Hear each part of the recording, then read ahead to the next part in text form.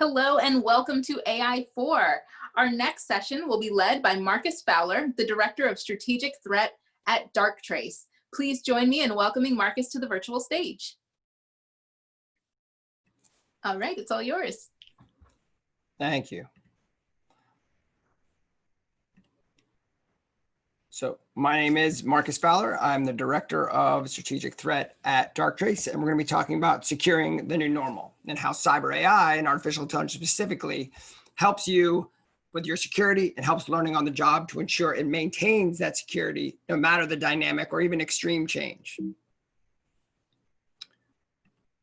So what are we going to walk through? First, I think it's important to see how digital environments and how digital workforces have changed dramatically, as well as some of the more dated approaches and where they might fall short. And then I'll also walk through some threat stories because everybody loves threat stories. And then finally, how artificial intelligence can be used and is being used in those different areas of security to ensure and maintain security moving forward. So, however, digital environments changed. And really, it goes probably without saying that I think we're learning that they're quite unpredictable and they're changing dramatically and they're changing quickly. And I think when we think about security in the next stages, we really want to think about how can it move and adapt and be dynamic like our workforces, like the realities we're dealing with rather than static or unintelligent, right? And some of the areas that we've seen as a company shift most dramatically is rising use of cloud as well as dependencies on many more SaaS applications. And with those rises and those dependencies comes a lack of maybe visibility, maybe understanding, right? Because what we saw was companies accelerate digital transformation to ensure they were maintaining business operations. And the security teams have been left to have to catch up, kind of recalibrate, re-understand. And almost at this point in the game, they're now looking around and saying, okay, what security have we put in place as we move towards this new, different environment? And were those the best decisions? And how are we evaluating those? And where do we still have gaps, right? Because what we're evolving, what we're learning from here shouldn't be how to deal with the pandemic, but how to deal with dynamic change and disruptions within the environment, whether it's weather-related, cyber-related, or something else. Right. And I think that's important for businesses as they think about business operations and leaning in and maintaining so that they can innovate while ensuring business resilience. So digital workforce of tomorrow, right? And it's almost starting to become the digital workforce of today, depending on where you are. And of course, it could be different tomorrow. And I think what we're seeing then is that fluid environment. I'm working from home today. I'm in the office tomorrow. I'm somewhere else the next day. Different people are moving in different places, different change, how they're embracing work from home or who's going to go back to a more office-oriented environment. And with that comes a large amount of vulnerability and a large amount of uncertainty that attackers we know are taking advantage of. Whether it is large-scale spear phishing campaigns or it is criminals taking advantage of those devices that are no longer sitting on the corporate network. They're sitting at home trying to get down on those and then laying in wait so that when they eventually do re-access the digital or the corporate environment, they can then take advantage, right? This has been certainly a buffet for attack groups, right? Cyber attackers are seeing some massive uptake in opportunity because they thrive on anxiety, uncertainty, change within your digital requirements that they know are going to be, there's going to be security gaps that they're going to be positioned and are increasingly positioning themselves to take advantage of. So all of this change, your security infrastructure, your security tool suite, even your team needs to be able to adapt from a visibility, investigation, and response standpoint, right? It needs to be signatureless. It cannot be based on knowns because attackers fully recognize even small changes to attack signatures and attack profiles can beat static, unintelligent, dated, to be honest, security tool suites. those same tools, even when they're not static, but can be configured, won't keep up because the human teams don't have the time or the resources often to sit there and put in all the necessary information. You know, those bleeds on that security team really matter, right? And really take away from the broader threat hunting, the broader patching, the broader needs within that environment. The second, you know, what we're talking about, how are they scaling? How are they scaling and how are they adaptable, right? And when we think about the application of artificial intelligence, I think two words that always resonate: scalability and adaptability, right? Learning and adapting and also being able to scale. But a lack of those two things really creates an insecure environment. And it boils down to, as you are evaluating your risk as a company, think about the places you maybe have lost visibility. You know, data transfer, you know, where things are happening in the cloud, what data might be leaving your environment. You know, what are devices doing outside your VPN? How much coverage do you have within your VPN? How well do you understand who is or isn't logging into Zoom or Teams or Salesforce, right? We've seen an uptick in rise in terms of SaaS username and brute force attacks against SaaS accounts. You know, these are areas where attackers are absolutely taking advantage. You know, I mentioned some of the threats we just saw recently. Here are our July threat trends. External transfer. Where is that data going? Where is that critical IP moving? Where is that customer database going? Right? Understanding where data is moving within and even externally from your environment, because increasingly business operations are requiring some of that data movement. But what do you understand about it and how visible is it? Ransomware. Ransomware continues to be on the rise.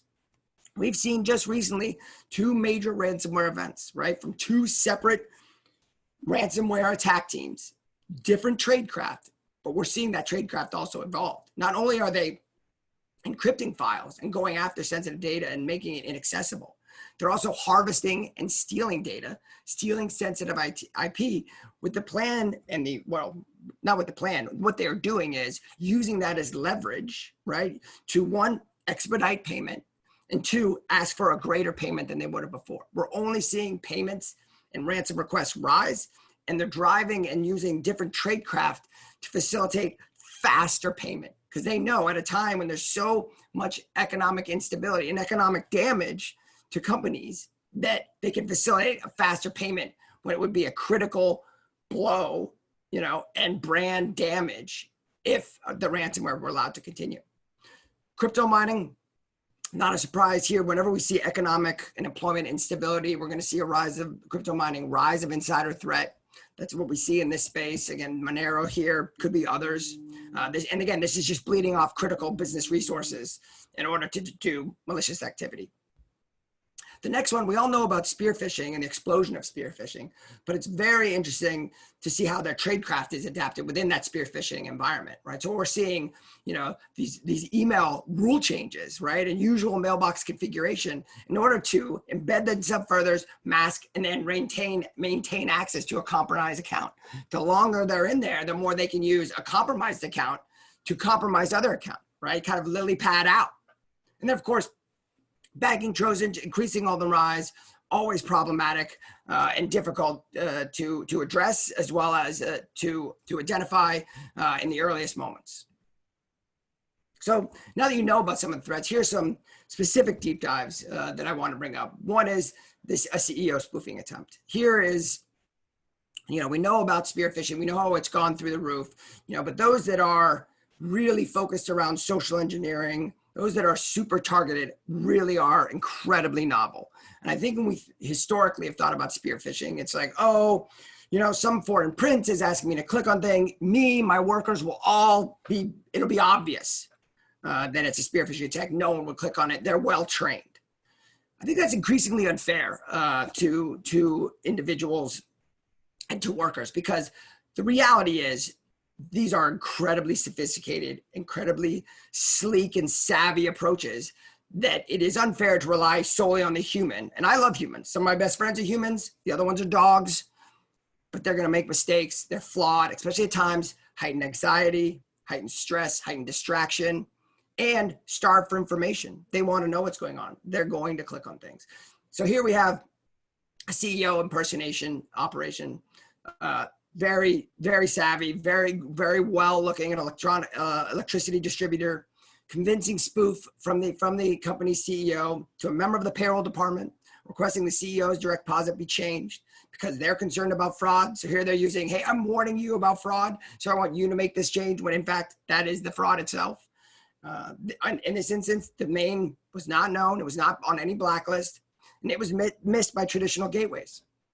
But it was actually artificial intelligence and its understanding, not of good or bad, but does this make sense?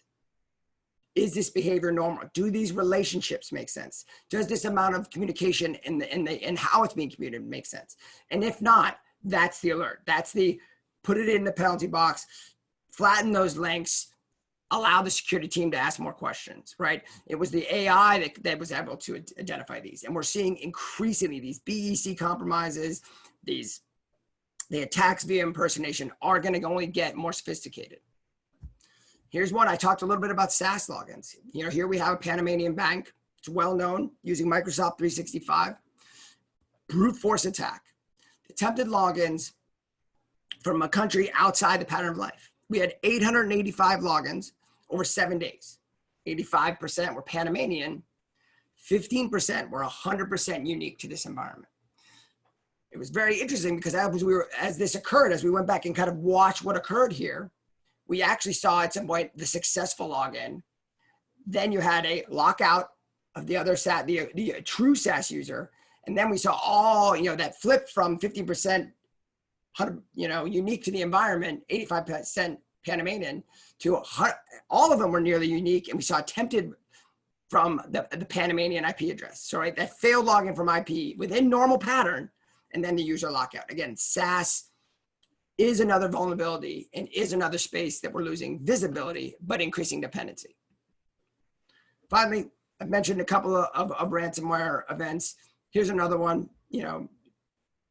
late on a Friday, telecommunications, personal email via corporate device, clicked on new, totally advanced and novel strain of ransomware, took 9 seconds for the AI to identify something not normal was happening in this environment, and taking a proactive machine-driven action to stop the disruption as it occurred, right? And really what we're thinking about and what we're talking about is the critical importance it is of augmenting the human team, right?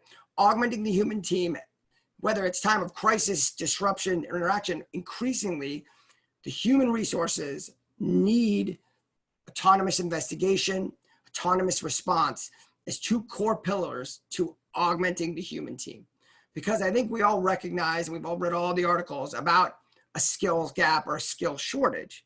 And I think we all at some point really do recognize that gap and that shortage is never going to go away, right? Because even if you've got another body, you'll need another body come tomorrow because of the way the complexity and the scaling of these networks, and now the dependency, right? We all go to work from home.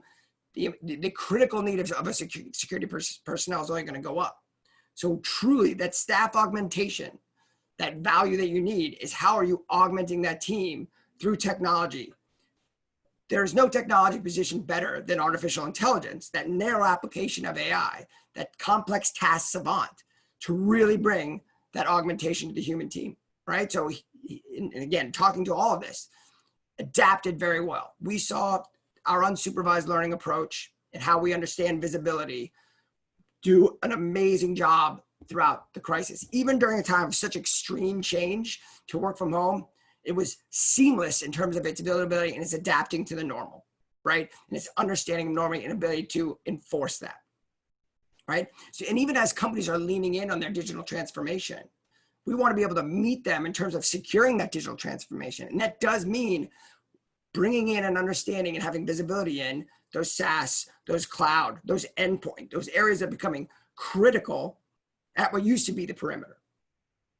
Streamlining of those workflows. How are security teams managing their efficiency and their critical time during the day? Because you want those human resources focused on the most critical and human needed events, right? This whole human in the loop decision-making remains core to the application of AI, right? And it can be done in a very trusting and transparent way. And that's another aspect of the AI application that I think all companies need to recognize, right? And need to really maintain, is that it's important that it's not considered a black box, right? There needs to be information around how the AI is doing what it does, because those human teams need to be able to interact with it, right? It needs to really have that dynamic understanding that isn't only known to it. It needs to be able to translate that not only to a security team, but also to senior executives, right? How is the value of this AI making us safer every minute and every second of every day? So as the value of AI, so it's important to talk about how we as a company apply that AI, because again, that's my point of reference. DarkTrace is an artificial intelligence company that is focused solely on applying that technology and that technology only to the cybersecurity environment, right? And we've done it in a couple of different ways, both in unsupervised learning, supervised learning, and deep learning. So I'm going to walk you quickly around this graph just because I think it gives you a good idea of how we as a company have approached the application of artificial intelligence.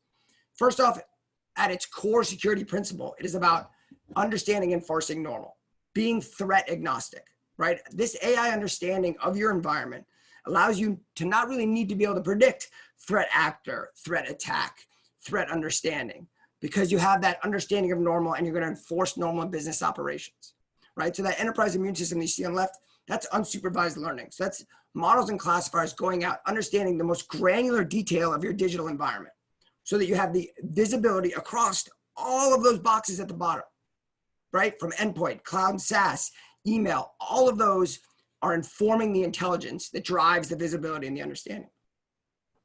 The next is that cyber AI analyst. That's that supervised learning that we applied. That's us watching our own analysts, hundreds of analysts over 4 years, tens of thousands of triage events, and applying that learning and knowledge to an autonomous investigation.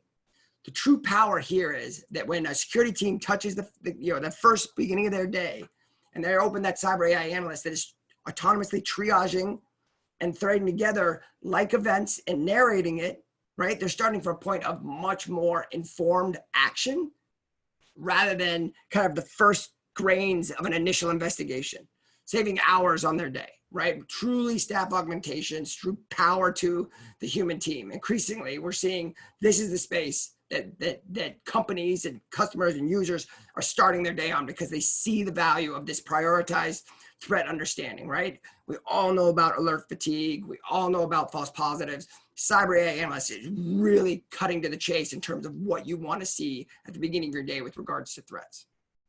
And finally, an autonomous response. You know, I talked about AI analysts being critical when you have your fingers on the keyboard. What about those times when you don't want to have your fingers on the keyboard, the weekend, or you have limited time to put fingers on the keyboard because other events are taking place? There needs to be something out there that is responding, not only to things when you're not there, but to things that are moving so fast. And we think about those ransomware events, we think about all those things in which the speed really is moving incredibly fast with regards to the ability to respond in kind to prevent damage. And increasingly, a machine speed is needed to respond against a machine attack, right? Seconds matter. It's no longer hours. It's even, days. It should really be unheard of in terms of the amount of damage that attackers can do, right? Especially those that are moving to go in and just take disruptive action, right? So that autonomous response coupled with integration, right? It should have the ability to integrate with your firewall so that the action it takes is at the firewall. The action it takes is at the endpoint. The action it takes is dynamic enough, thanks to the AI understanding, that it is truly surgical in maintaining business operations. For me, I often think about how to apply that strategic and tactical, how do I use AI in that strategic and tactical advantage? And for me, so my background, I was a CIA officer, and before that I was in the military. So very much from a national security, military background in which how I'm thinking about security. So the OODA loop, that observe, orient, and decide and act strategy for me really is a core belief, right? And for anyone that doesn't know it, this means that for an attacker, if I'm going to win an engagement, if I can observe and orient to what my adversary is doing, then decide and act faster than they can, so that they're always observing me and not acting, right, I'm going to win that strategic or tactical engagement, right? And for the way we need to be thinking about cybersecurity, right, the observed needs to move away from the attacker to the digital environment. If I'm observing what's happening here and I'm orienting, deciding, and acting to block attacks in that space, a space that I can know better than anyone, that is true advantage with regards to stopping and preventing cyber attacks in the earliest moments.